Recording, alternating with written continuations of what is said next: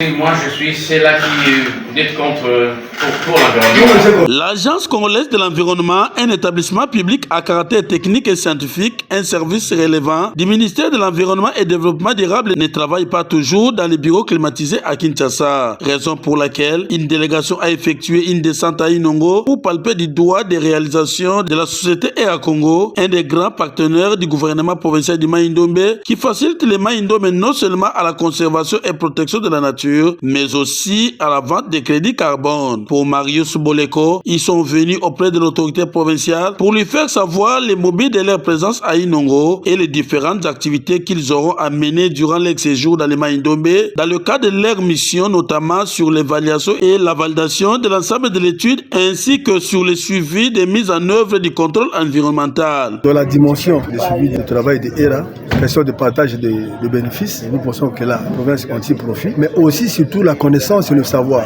Aujourd'hui, il y a la ruée vers la conservation, il y a la ruée, question n'est-ce pas des forêts de communautés locales, mais il y a une manière, il y a une procédure. On sait comment ça s'est fait. On ne sait pas concéder des forêts en signant des textes dans des hôtels à Kinshasa. C'est auprès des communautés. Il faut qu'on obtienne de ces communautés ce qu'on appelle les CLIP, le consentement libre, préalablement éclairé. Donc je pense qu'à l'issue, n'est-ce pas, de ces échanges, les petits échantillons qui recevra pas ces connaissances au niveau des textes pourra implémenter ça au niveau de toute la communauté pour que même en langue locale, qu'on comprenne. Il ne s'agit pas de faire un frein. Nous avons des forêts, il faut en jouir, mais de belle manière et savoir comment ça se passe.